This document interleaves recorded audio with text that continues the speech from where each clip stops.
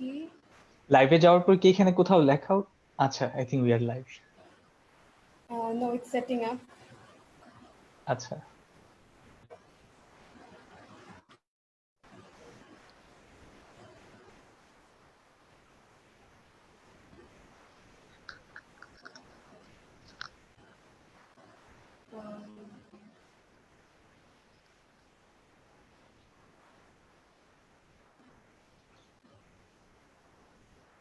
Um, well,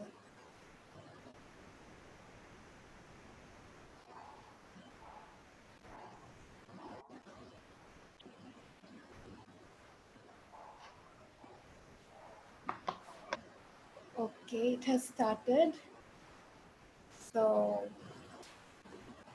I guess we can start our session.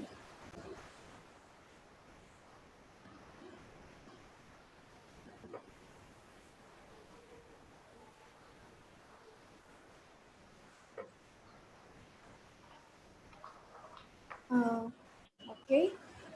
So Assalamu alaikum everyone. শুভ সন্ধ্যা।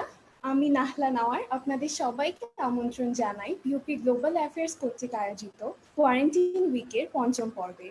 আমাদের আজকের সেশনে join করার জন্য সবাইকে ধন্যবাদ ও শুভেচ্ছা জানাচ্ছি। বাংলাদেশ ইউনিভার্সিটি অফ প্রফেশনালসের এক অন্যতম club BUP global affairs council 2015 সালে শুরু হওয়া এই ক্লাবের পথচলা সেই থেকে বিভিন্ন ন্যাশনাল ও ইন্টারন্যাশনাল কনফারেন্সের সাথে leadership summit, analytical writing competitions আয়োজন করে আসছে।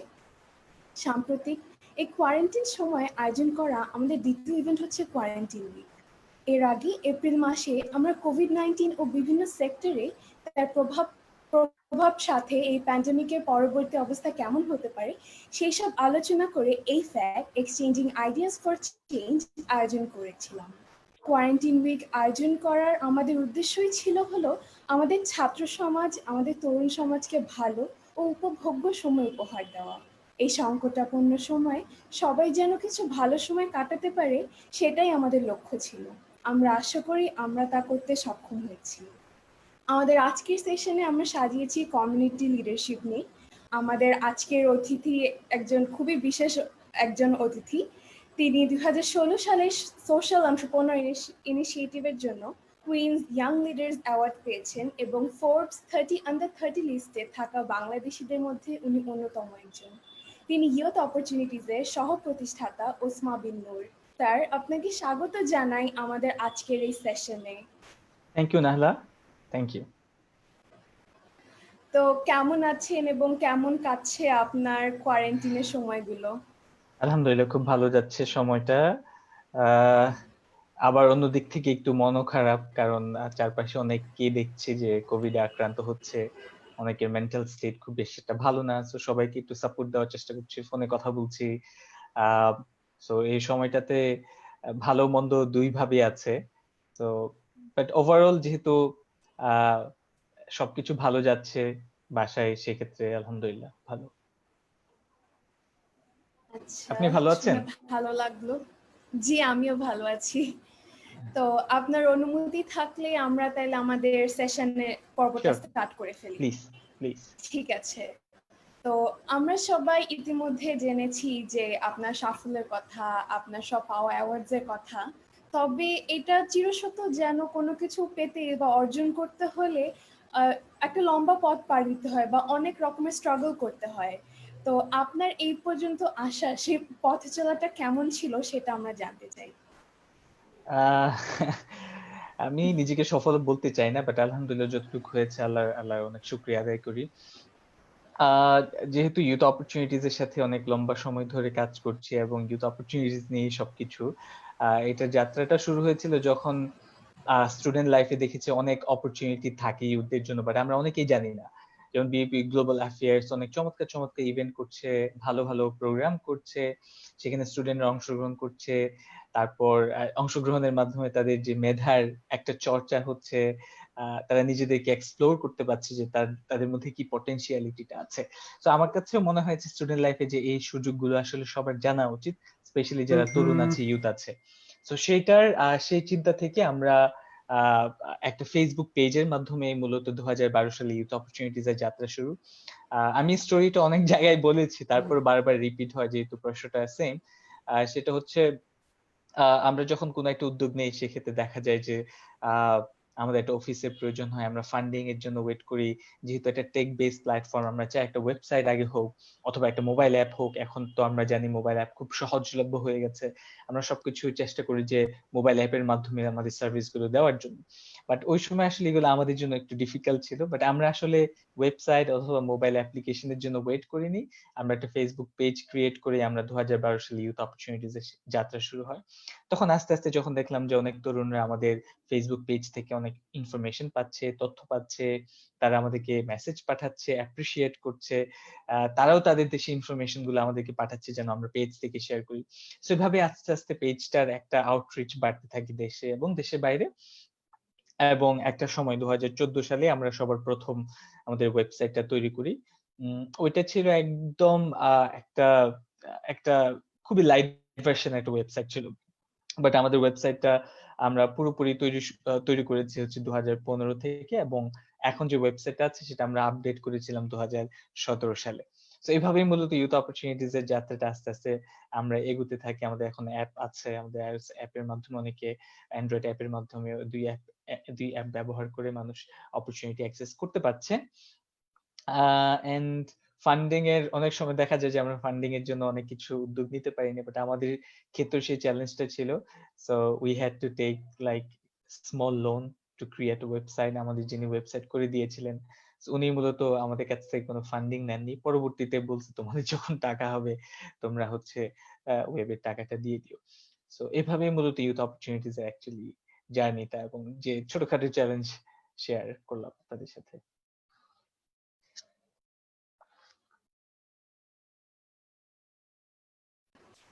খুবই ভালো লাগলো জিনিসটা জেনে যে আপনারা এত সুন্দর করে জিনিসটাকে ছোট ছোট ধাপে করে আজকে এত বড় একটা সুন্দর প্ল্যাটফর্ম আমাদের জন্য তৈরি করতে পেরেছেন। তো তরুণ ইয়ুথ অপরচুনিটিজ হচ্ছে আমাদের তরুণ সমাজের জন্য একটা খুবই অনন্য প্ল্যাটফর্ম, এবং এটা শুধু দেশে নয়, কারেন্টলি এটা পুরো গ্লোবালি খুবই আলোচিত একটা প্ল্যাটফর্ম। তো আমরা জানতে চাচ্ছি যে ইয়ুথ অপরচুনিটিজ এর এই প্ল্যাটফর্ম বানানোর পিছনের গল্পটা, মানে আপনি এটা কি মনে হয়েছিল এটা বানানোর জন্য এবং কোন জিনিসটা তাড়না আপনাকে দিয়েছিল? আহ যদিও প্রথম কিছু কথা চলে আসছে আমার প্রথম উত্তরের সাথে। তো যখন স্টুডেন্ট ছিলাম তখন তো অনেক ভলেন্টিয়ার অর্গানাইজেশনের সাথে ইনভলভ ছিলাম আমি এবং আমার কো ফাউন্ডার মানিক। আমরা একসাথে কাজ করতাম, অনেক ভলেন্টিয়ার অর্গানাইজেশনের সাথে আমাদের ইনভলভমেন্ট ছিল। সো ইনভলভমেন্ট থাকার কারণে আমরা দেখেছি যে আমাদের চারপাশে অনেক সুযোগ আছে যেগুলো আসলে তরুণরা জানে না, এবং এই সুযোগগুলো ভলেন্টারি কাজ হতে পারে অথবা অন্যান্য প্রোগ্রামের সাথে, আমাদের মিনিংফুল প্রোগ্রাম যেটাকে আমি বলছি, সেগুলোতে ইনভলভ হয়ে কিন্তু আমরা আমাদের সময়টাকে মূল্যবান কোনো একটা কাজের সাথে সম্পৃক্ত করতে পারি, এবং সে কাজের মাধ্যমে কিন্তু আমি আমার অনেক দক্ষতাও বৃদ্ধি করতে পারি। তো যে কারণেই কিন্তু আমরা আহ চাচ্ছিলাম যে এই ইনফরমেশন গুলো যেন যারা জানে না তাদের কাছে চলে আসো।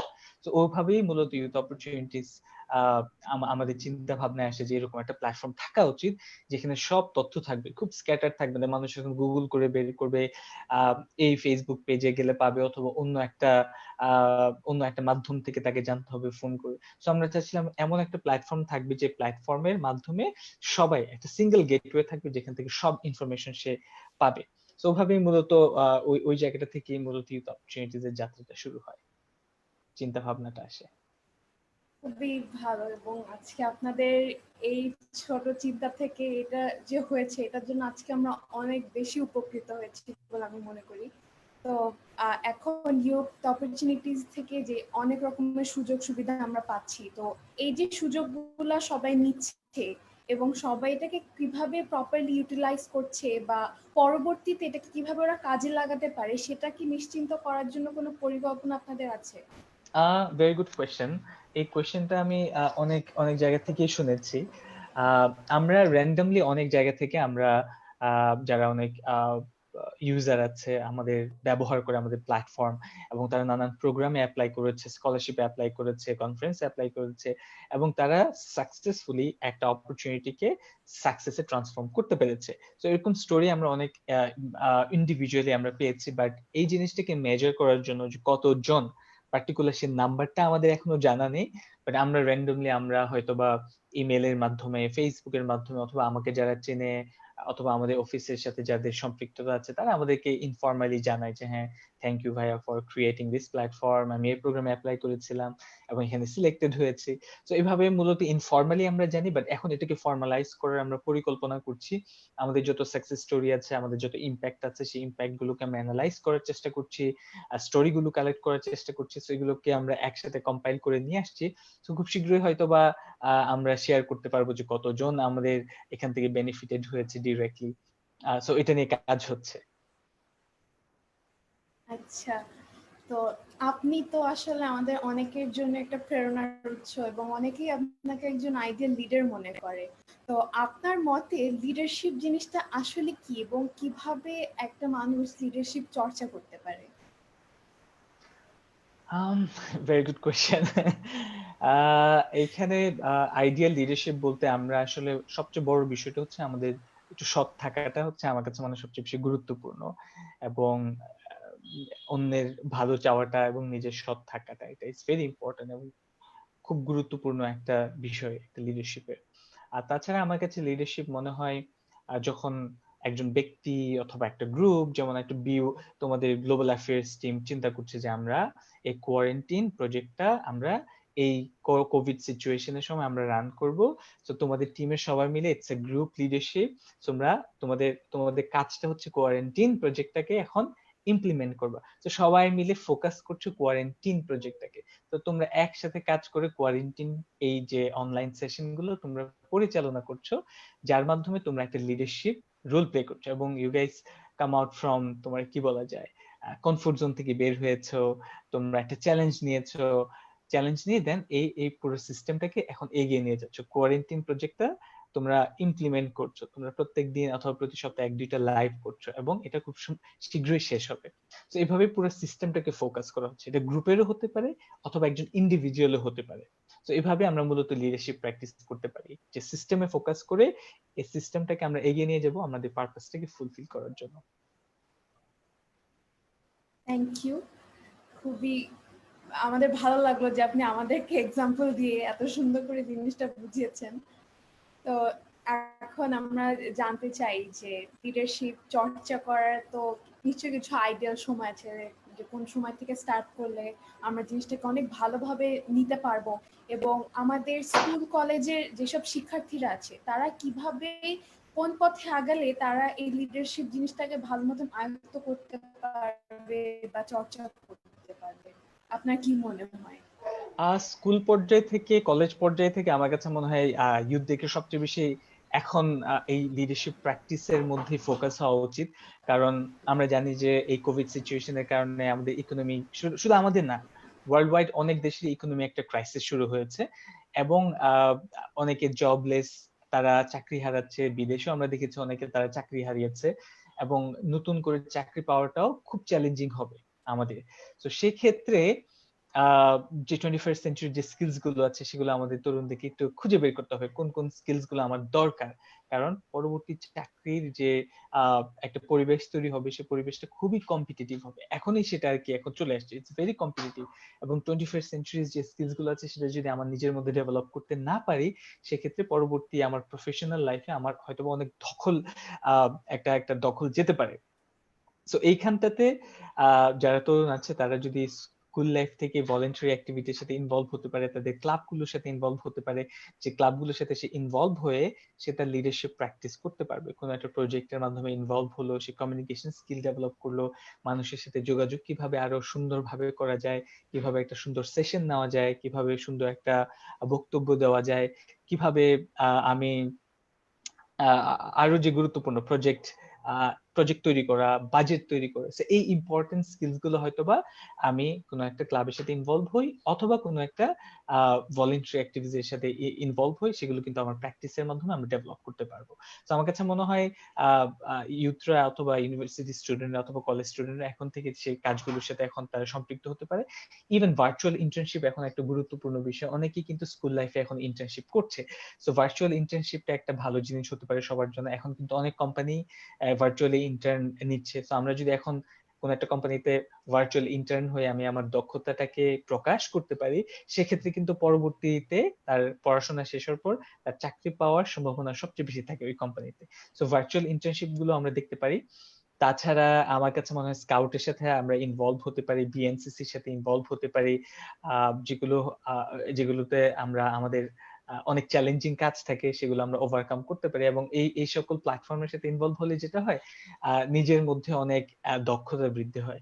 তো দিজ আর মাই সাজেশন আমার কাছে মনে হয়। Thank you. আপনার এই প্রশ্নের উত্তরে একবারে আমার আরেকটা প্রশ্নের উত্তরে এসে পড়েছে যে কিভাবে আমরা ছাত্র সমাজ এই লিডারশিপটাকে চর্চা করার মাধ্যমে নিজেদেরকে উপকৃত করতে পারে। তো তাইলে সেটা স্কিপ করে যাই আমি। তো আমার পরের প্রশ্ন হচ্ছে যে সবকিছুরই দেখা যায় যে কিছু ভালো দিক থাকে, খারাপ দিক থাকে। তো এই ক্ষেত্রে কমিউনিটি লিডার চর্চা করবে, এইটার একটা ব্যক্তির কি ধরনের ইতিবাচকতা বা নেতিবাচকতা সৃষ্টি হতে পারে বলে আপনার মনে হয়? কোয়েশ্চেনটা অনেক কেটে কেটে আসছে, বাট আমি প্রশ্নটা আবার রিপিট করছি যে কমিউনিটি লিডারশিপ যদি কেউ প্র্যাকটিস করতে চায় সেক্ষেত্রে তার ইতিবাচক অথবা নেতিবাচক কি কি ফেস করতে হতে পারে, রাইট? জি আচ্ছা হ্যাঁ, একটা আচ্ছা মানুষের কি ধরনের চেঞ্জেস আসতে পারে? কমিউনিটি লিডারশিপের ক্ষেত্রে আমার মনে হয় আমরা এক্সাম্পল দেখছি সারা বাংলাদেশে কোভিড এর কারণে, যেহেতু সবাই লকডাউন, অনেকের ফিনান্সিয়াল অবস্থা অনেক বেশি খারাপ হয়ে গিয়েছে। সো বাংলাদেশে মোটামুটি যত ভলেন্টারি অর্গানাইজেশন আছে সবাই যার যার জায়গা থেকে তার কমিউনিটিতে সে একটা লিডারশিপ রোল প্লে করছে, এবং সে সেখানে যে ক্রাইসিসটা আছে সেই ক্রাইসিসটাকে কিভাবে ওভারকাম করা যায় সে তার একটা সংঘবদ্ধ একটা স্বেচ্ছাসেবক দল নিয়ে তারা কিন্তু সেখানে কাজ করে যাচ্ছে, এবং এতে কিন্তু it's a very good example for us. In the meantime আমরা কিন্তু এও দেখতে পাচ্ছি অনেক নতুন নতুন সংগঠন, ভলেন্টারি সংগঠনও কিন্তু এখন সৃষ্টি হয়েছে এবং তারাও কিন্তু কাজ করছে। তাছাড়া সংগঠনের বাইরে কিন্তু ব্যক্তি পর্যায়ে অনেকে কাজ করছে। সো কমিউনিটি লিডারশিপে একজন সংগঠনের মাধ্যমে কাজ করা যায়, আবার সংগঠন ছাড়া একটা গ্রুপ হয়েও কাজ করা যায়, আবার একজন ইন্ডিভিজুয়াল হয়েও আমি কাজ করতে পারি। কিভাবে আমি কাজ করতে পারি? আমি একজন ব্যক্তি হিসেবে আমি আমার সোসাইটিতে আমি ভাবলাম যে হ্যাঁ, আমার প্রতিবেশীতে আমার এখন হয়তোবা ফিনান্সিয়ালও আমি স্টেবল না, বাট আমি হয়তোবা মেন্টালি একজনকে সাপোর্ট দিতে পারবো। সো আমি তার সাথে কথা বলে I can help mentally. So এটাও কিন্তু এক ধরনের হেল্প কোভিড সিচুয়েশন। আমরা জানি অনেকে মেন্টালি খুবই উইক হয়ে গেছে এই সিচুয়েশনে, এবং তাদের একটা মেন্টাল সাপোর্টও খুব বেশি প্রয়োজন। এবং আমরা অনেক এক্সাম্পলও দেখেছি, অনেক ইনসিডেন্টস হচ্ছে আমাদের চারপাশে। আবার গ্রুপ পর্যায়ে আমরা অনেক কাজ করতে পারি, যেমন কোন একটা ফ্যামিলিকে আমরা হেল্প করার জন্য আমরা ফান্ড রাইজ করে তার জন্য কিছু একটা করলাম, সাস্টেইনেবল হতে পারে আবার শর্ট টার্মও হতে পারে, অথবা কোনো সাংগঠনিক ভাবেও আমরা করতে পারি। এন্ড সেক্ষেত্রে যেটা হবে, পরিবর্তন যেটা হয়, আমি যদি একটু ইন্ট্রোভার্ট থাকি তাহলে আমাকে একটু বের হতে হবে ওই জায়গাটা থেকে। আমার যদি মানুষের সাথে কথা বলার একটা কি বলে, আমি মানুষের সাথে কথা বলতে স্বাচ্ছন্দ্য বোধ করি না, সেখান থেকে তার একটু বের হয়ে এসে তার সাথে কথা বলতে হবে। তো এই বিষয়গুলো তার মধ্যে পরিবর্তন আসবে। আর তার মধ্যে যদি চ্যালেঞ্জ নেওয়ার একটা ভয় থাকে, এই কাজটার মাধ্যমে কিন্তু সে চ্যালেঞ্জ নেওয়ার একটা সাহস পাবে। সে কিন্তু কোনো একটা কাজ করার সময় যদি সে ভয় পায়, সে ভয়টাকে সে দূর করতে পারবে। সো এরকম কিছু পরিবর্তন আসবে, এবং সবগুলো পরিবর্তন কিন্তু ইতিবাচক। এবং নেতিবাচক তেমন কিছু নাই, বাট নেতিবাচক হতে পারে তখনই যখন আমরা আমাদের ওই কাজের সাথে অন্যান্য কাজের সামঞ্জস্য যখন আমরা রাখতে পারবো না। ফর এক্সাম্পল, আমি যখন সোসাইটির জন্য কাজ করব তখন আমার বাসায় আমি যে কাজটা করছি সে বিষয়ে ক্লিয়ার থাকতে হবে। অনেকে বলে যে বাসা থেকে সাপোর্ট পায় না, সো ওইটা is a different case, but বাসায় জানানো খুব গুরুত্বপূর্ণ। তাছাড়া যে স্টুডেন্টরা পড়াশোনা করছে, এই তিনটা বিষয় যদি কেউ ব্যালেন্স করে করতে পারে তাহলে সবগুলোই ইতিবাচক হয়। বাট কোনোটার সাথে যদি কোনোটার ভারসাম্য না থাকে তখনই কিন্তু নেতিবাচক দিকে চলে যায়। তো এই গুরুত্বপূর্ণ বিষয়টা হচ্ছে, এই কাজ যখন আমরা করব, আমরা যখন কমিউনিটি লিডারশিপটা প্র্যাকটিস করব, আমাদের ইতিবাচক সবকিছুই হবে, বাট যখনই আমরা ব্যালেন্স রাখতে পারবো সবকিছু। কিন্তু অনেক সময় দেখা যায় কি একটা মানুষ চিন্তা করে যে আমি লিডারশিপ প্র্যাকটিস করছি, আমি একটা মানুষের জন্য লিডার হতে চাই, কিন্তু এই প্রসেসের মধ্যে দেখা যায় সে অনেক সময় অন্যের উপর হুকুম চালাতে চেষ্টা করে, অথবা অন্যকে লাইক নিজের অপিনিয়নটা একদম থ্রো করে দেয় যে আমি যেটা বলছি সেটাই তোমার করতে হবে, আমি তোমার লিডার। তো এই ক্ষেত্রে কি জিনিসটা তাইলে নেতিবাচক দিকে চলে যাচ্ছে না? হ্যাঁ, এটা এটা পরিলক্ষিত হয় অনেক ক্ষেত্রে। এটা দেখা যায় যে হ্যাঁ, যেহেতু একটা লিডারশিপটা হয় কি, যেমন আহ, একটা গ্রুপের মধ্যে কাজ করলে একটা গ্রুপের মধ্যে এক একজনের রোল এক এক রকম থাকে। কেউ প্রজেক্ট লিড থাকে, কেউ হয়তো বা ফান্ড রাইজিং এর কাজ থাকে, কারো ভলেন্টিয়ার ম্যানেজমেন্ট থাকে, কারো প্রজেক্ট ম্যানেজমেন্ট থাকে।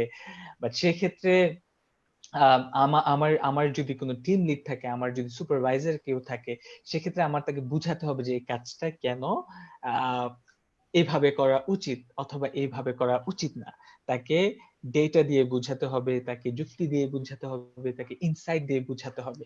একদমই যদি না বুঝে সেক্ষেত্রে তার কথা মতোই আমরা কাজ করতে পারি, অথবা অনেকে যেটা করে যে হ্যাঁ প্রসেস থেকে বের হয়ে যায়। বাট প্রসেস থেকে বের হয়ে যাওয়াটা আহ মূল হয়তোবা কি বলা যায়, এটাকে প্রসেস থেকে বের হয়ে যাওয়াটাই মুখ্য বিষয় হওয়া উচিত না। সেক্ষেত্রে ওই প্রসেসের মধ্যেই যতক্ষণ পর্যন্ত থেকে সেটার মধ্যে সর্বোচ্চ চেষ্টা করে যেটা ভালো সেটাকেই করা। অনেক সময় এমনও হতে পারে যে আমি যে চিন্তাটা করছি সেটা হয়তোবা সঠিক নয়, আমার টিম লিড যেটা ভাবছে সেক্ষেত্রে হয়তোবা সেটাই সবচেয়ে ভালো ডিসিশন। কারণ অনেক ক্ষেত্রে দেখা যায় যে আমি একজন টিম লিড অথবা তুমি একজন টিম লিড, তুমি হয়তো এমন একটা বিষয় জানো যেটা হয়তো তোমার ভলেন্টিয়ারদেরকে এখন জানানো উচিত হবে না, বাট ওই জিনিসটার জন্য তোমাকে এমন একটা সিদ্ধান্ত নিতে হয়েছে যেটা হয়তো ভলেন্টিয়াররা ভাবছে যে এই কাজটা করা উচিত না, বাট তুমি ভলেন্টিয়ারদের সাথে শেয়ারও করতে পারছো না বিকজ ইটস কনফিডেন্সিয়াল। তখন তোমার কিন্তু ওই অর্ডার করতে হবে যে হ্যাঁ চলো আমরা এই কাজটা করতে হবে বিকজ এটা ভালোর জন্যই করা হচ্ছে। বাট ফেলিওর হলে, ফেলিওর তো কিন্তু ভুল কিছু না, আমরা ফেলিওর থেকে আমরা অনেক কিছু শিখতে পারি, ভুল হলেই কিন্তু আমরা শিখতে পারবো। আমরা প্রজেক্টে যদি আলটিমেটলি দেখা যায় যে ফেল করলো, এখান থেকে আমরা আমরা ডিব্রিফ করলাম, প্রজেক্টের উপর আমরা ডায়ালগ করলাম, আলোচনা করলাম, সবাই যার যার ওপিনিয়ন দিল, তখন কিন্তু আমাদের এখান থেকে লার্নিং অনেক কিছু থাকবে। আর যদি সাকসেস হয় সেক্ষেত্রে তো ভালোই।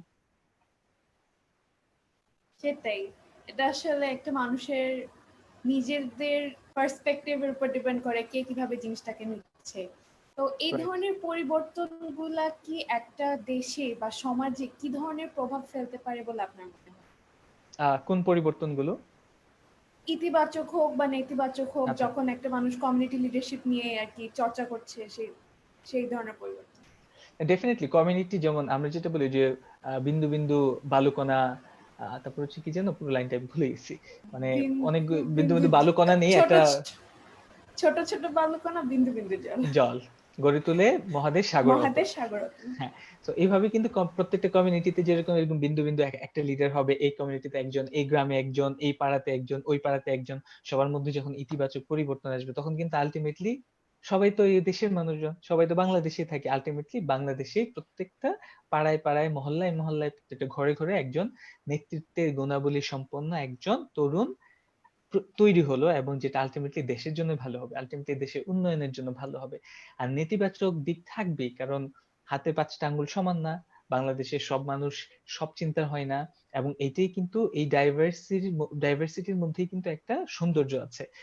কারো চিন্তা ভাবনা এরকম, কারো চিন্তা ভাবনা অন্যরকম, কারো রং পছন্দ নীল, কারো ব্লু, কারো কালো, সবার এক একজনের এক একটা পছন্দ। কেউ ভাত খেতে পছন্দ করে, কেউ হয়তো বা ডায়েট করতে পছন্দ করে, কেউ ভেজিটেরিয়ান, কেউ হয়তো বা নন ভেজিটেরিয়ান। এক একজনের চয়েস এক এক রকম, এক একজনের চিন্তা এক এক রকম, কেউ মাদ্রাসায় পড়ে, কেউ স্কুলে পড়ে, কেউ ইংলিশ মিডিয়ামে পড়ে, কেউ জেনারেল মিডিয়ামে পড়ে। বাট আলটিমেটলি কিন্তু আমরা দেশের সবাই, দেশের জন্য আমরা কাজ করি, আমরা সবাই বাংলাদেশের নাগরিক, এবং বাংলাদেশের উন্নয়নই হচ্ছে আমাদের মূল মুখ্য বিষয়। সেই ক্ষেত্রে কিন্তু ভালো মন্দ সবকিছুই থাকবে, বাট এর মধ্যেই সিস্টেমের মধ্যে থেকে আমাদের প্রসেসটাকে এগিয়ে নিয়ে যেতে হবে, বাংলাদেশকে লিড দিতে হবে। থ্যাংক ইউ আপনার এত সুন্দর সাজেশন। আই হোপ এটা সবাই মূল্যে নিবে এবং সেটা সেই হিসাবে তারা এগিয়ে চলবে। তো একটা প্রচলিত কথা আছে যে a great leader must have patience and cold blood. তো এই কথার ভিত্তি ধরে আপনার কাছে জানতে চাইবো যে কমিউনিটি লিডারশিপের জন্য একজন ব্যক্তির যেই সব চিন্তা শক্তি হওয়া উচিত সেটা কি ধরনের হবে, এবং সবাই কি চাইলেই এই কমিউনিটি লিডারশিপের গুণাবলীগুলা অর্জন করতে সক্ষম হয় নাকি? আসলে কি এক একজনের মানুষের ক্লাসে যেমন এক একজন স্টুডেন্ট একরকম, একজন টিচার যখন একজন লেকচার দেয় তখন কোন স্টুডেন্ট জাস্ট একবার লেকচার শোনার পরে সে পুরোটা বুঝে ফেলে। আবার কেউ থাকে ২ বার বলতে হয়, কারো ৩ বার বলতে হয়, কারো দেখা যায় অনেকবার বলার পর সে বুঝতে পারে না। তাকে আলাদা করে সুন্দর করে আরো সহজ ভাষায় বুঝাতে হয়। সো কমিউনিটি লিডারশিপ এর ক্ষেত্রে ইটস সেম থিং। ইটস মানে আমরা সবাই স্টুডেন্ট, লিডারশিপ স্টুডেন্ট আমরা বলতে পারি। তরুণরা সবাই আমরা শিখছি। একেকজন একেকভাবে শিখে। তার শেখার আম ধরনটা একেক রকম হয়। তো সেক্ষেত্রে কারো লম্বা সময় লাগে, কারো অল্প সময় লাগে, কারো একটু সহজ করে বুঝাতে হয়, কারো একটু কঠিন করে বুঝাতে হয়। সো এভাবে। বাট তুমি যেটা বললে যে হ্যাঁ, আ লিডার যে হবে তার যে অনেকগুলো গুণাবলী আছে। এর মধ্যে ক্রিটিক্যাল থিংকিং, তার একটু মাথা ঠান্ডা রাখতে হবে। সব তাকে অল্পতে রেগে গেলে হবে না। তাকে বুঝতে হবে সিচুয়েশনটা। আ উম সো ওভারঅল অনেক কিছুই আছে যে জিনিসগুলো একজন কমিউনিটি লিডার, যেমন সে যদি যখন কমিউনিটিতে কাজ করবে, পলিটিক্যাল অনেক প্রবলেম হতে পারে, সিকিউরিটি রিলেটেড অনেক প্রবলেম হতে পারে, ফ্যামিলি রিলেটেড একটা প্রবলেম হতে পারে। তাদের এখানে আ আ অন্যান্য লেভেলে আরো যে চ্যালেঞ্জেস আছে সেগুলো তাকে ফেস করতে হবে। সেই জিনিসগুলো কিভাবে ঠান্ডা মাথায় আমি সেগুলো চিন্তা করব, চিন্তা করে ক্রিটিক্যাল থিংকিং করে কিভাবে জিনিসগুলো আমরা সলভ করব। সলভ করার জন্য আমি টিমকে কিভাবে এনগেজ করব, তাদেরকে কিভাবে আমি মোটিভেট করব, কনভিন্স করব কিভাবে, আমার কথাগুলো কেমন হবে, আমার কথার টোন গুলো কেমন হবে, কোন শব্দগুলো আমি ব্যবহার করব, সেই জিনিসগুলো কিন্তু সে কাজ করতে করতেই শিখবে। এবং শেখার কিন্তু দেখা যায় যে আমরা অনলাইনে অনেক ভিডিও দেখতে পারি। আমরা YouTube এ অনেক লেকচার শুনতে পারি।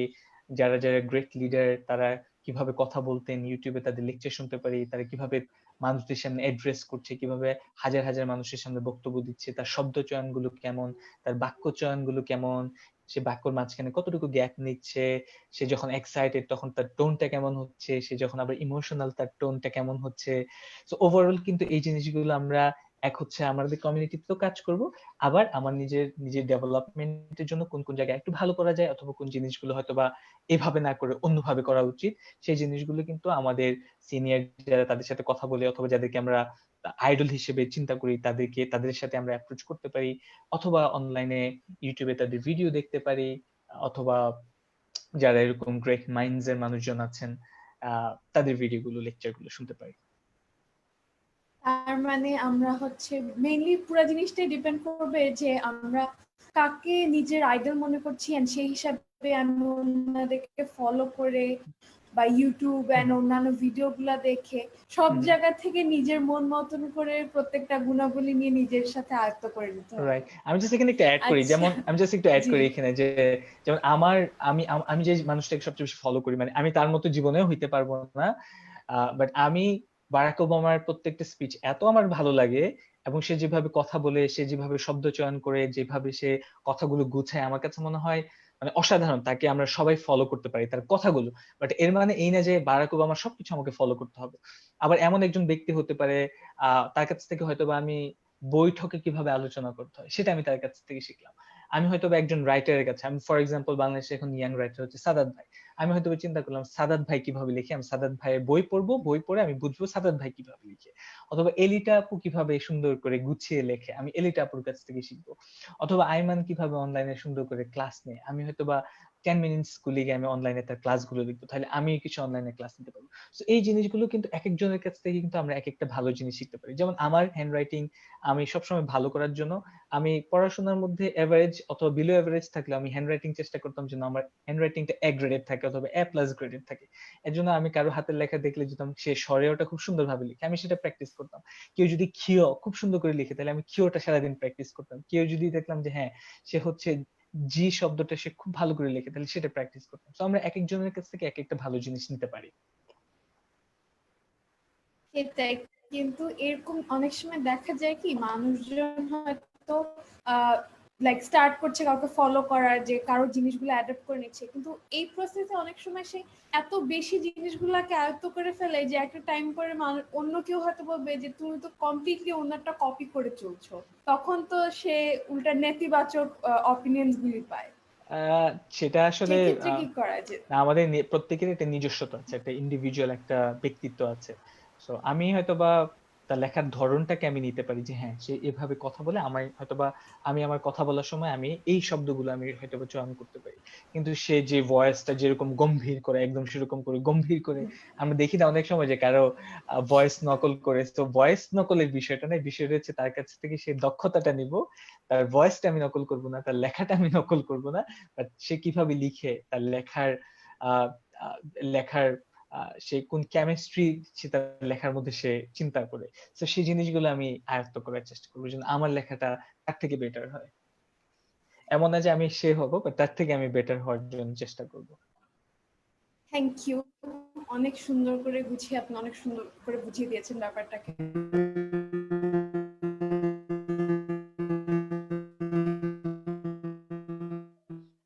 দেখা যায় আমরা দেখেছি ১০০রও বেশি দেশে ভাবে ছড়িয়েছে এবং সবাই মতো ব্যাপারটাকে জানে এবং ওরা চেষ্টা করে সুযোগগুলোকে ভালোভাবে ইউজ করতে। তো আপনি যে একটা কমিউনিটি সেক্টর থেকে এটাকে যে গ্লোবালি পর্যায়ে নিয়ে গেলেন এবং ইয়ুথ অপরচুনিটিসকে আপনি যেভাবে তুলে ধরেছেন, কেউ যদি আপনার মতন ভাবে গ্লোবালি রেকগনাইজড হতে চায় সেই ক্ষেত্রে আপনার পরামর্শ কেমন হবে? আসলে কাজই হচ্ছে ব্যক্তিকে কোথায় নিয়ে যাবে সেটা আসলে কাজই বলে দিবে কখন কে কোথায় চলে যাবে। তো আমরা আমাদের কাজ ফোকাস ছিলাম, আমরা সবসময় ইউথ অপরচুনিটিজ এর এমন সেন্টার ছিলাম যে ইউথ অপরচুনিটিজ এর পেছনে কারা তারা কিন্তু কেউ জানতো না। ২০১৬ সাল পর্যন্ত কিন্তু কেউ জানতো না ইউথ অপরচুনিটিজ এর পেছনে কারা। কিন্তু ইউথ অপরচুনিটি শুরু হয়েছে ২০১২ সালে। তো প্রায় ৪ বছর কিন্তু কেউ জানতো না। সো আমাদের পুরো পারপাসই ছিল ইউথ অপরচুনিটিজ ফোকাস করে কাজ করব। যে কারণে ইউথ অপরচুনিটিজ আজকে আমাদেরকে সামনে নিয়ে আসছে একটা একটা একটা পর্যায়ে এসে, এবং সে গ্লোবালি আ এমন আউটরিচ হয়েছে। সারা পৃথিবীতে আমাদের ইউজাররা ইউথ অপরচুনিটিস থেকে বেনিফিটেড হচ্ছে। তারা আমাদেরকে নানান সময় আমাদেরকে অ্যাপ্রিসিয়েশন পাঠাচ্ছে, তাদের থ্যাংক ইউ মেইল পাঠাচ্ছে। সো আমরা যদি কাজ ফোকাস করে আগাই, কাজ আমাদেরকে এমন একটা স্থানে নিয়ে যাবে যেটা হয়তোবা আমরা কল্পনাও করছি না, ভাবছি না। সো সবাই যেন কাজকে ফোকাস করে থাকি। ওকে। তা এখন একজন যোগ্য নেতৃত্বের জন্য অবশ্যই একটা ভালো মন এবং সৎ ইচ্ছা থাকা খুবই প্রয়োজন। তো আমাদের তরুণ প্রজন্মকে, বিশেষ করে স্কুল এবং কলেজের শিক্ষার্থী যারা সমাজ এবং রাষ্ট্রকে নিয়ে ভাবে এবং দেশের জন্য কিছু করার মনোভাব রাখে, তাদের উদ্দেশ্যে আপনি কি বলতে চান? তাদের উদ্দেশ্যে আমার একটাই কথা, যেটা আমি সবগুলো ভিডিওতে অথবা লাইভে বলেছি এখন পর্যন্ত, সেটা হচ্ছে আমাদের প্রত্যেকের মধ্যে একটা ইন্ডিভিজুয়াল কি বলে পটেনশিয়ালিটি আছে, আমাদের প্রতিভা আছে, এবং আমি এটা বিশ্বাস করি যে আমাদের সৃষ্টিকর্তা আমাদেরকে প্রত্যেকের মধ্যে এমন একটা কিছু দিয়ে পাঠিয়েছে। সে ওইটাকে যদি খুঁজে বের করতে পারে, সে তার প্রতিভা অথবা তার ইন্ডিভিজুয়াল একটা কি বলে এটাকে পটেনশিয়ালিটিটা সে যদি খুঁজে বের করতে পারে, আমার কাছে মনে হয় সে জীবনে তার ওই ক্ষেত্রটাতে সে সফল হবে। তো এখানে হোপলেস হওয়ার কিছু নাই। অনেকে একটু ডিপ্রেস, অনেক একটু হতাশ যে কি করব আমি, কি করা উচিত। সো এই সময়টাতে আমার রিকোয়েস্ট হচ্ছে সবাই নিজের ইনার পটেনশিয়ালিটি যেটা আছে সেটা খুঁজে বের করুন। কি আছে আপনার মধ্যে, কি দিয়েছে আমার সৃষ্টিকর্তা, সেটাকে খুঁজে বের করে ওইটার উপর কাজ করা শুরু করি, ওইটাকে লালন করা শুরু করি। ওইটা নিয়ে আমি আমার এক্সপার্টিস গুলোকে কাজে লাগিয়ে আমরা ওইভাবে আগাতে থাকি। একটা সময় তো আপনি ওই কাজের জন্যই সফল হবেন। অনেক দূর এগিয়ে যেতে পারবেন।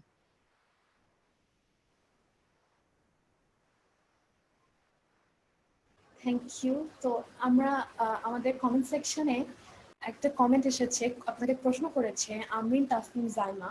ও বলেছে যে sometimes school students are neglected for being vocal or having leadership. We should we face those circumstances? Probably এটা মিন করতেছে she couldn't write it properly. So এটা নিয়ে আপনার কি মনে হয় যে আচ্ছা, যখন একটা স্কুল, হ্যাঁ, আবার একটু কোয়েশ্চেনটা করে যাবেন? হ্যাঁ।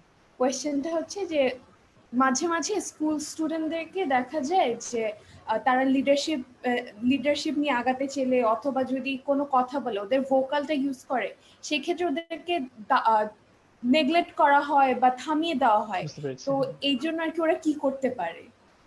সেক্ষেত্রে আমার কাছে মনে হয় যে সে ভয়েসটা রেজ করেছে, এটা একটা বড় লিডারশিপ। কারণ অনেকেই ভয়েস রেজ করে না। আমরা অনেক সময় দেখি যে ক্লাসে অনেকে কোয়েশ্চেন করে না। অনেক অনেক কিছু আমরা দেখি বাট আমরা কখনো বলি না। তো এই বলাটাই তার একটা লিডারশিপ প্র্যাকটিস হয়ে গেল। তো সেক্ষেত্রে আমার কাছে মনে হয় আস্তে, আস্তে এইভাবে আজকে সে ভয়েস রেজ করেছে। ১ সপ্তাহ পর আরেকটা বিষয় নিয়ে সে কথা বলবে। তারপরের দিন আরেকটা নিয়ে বলবে।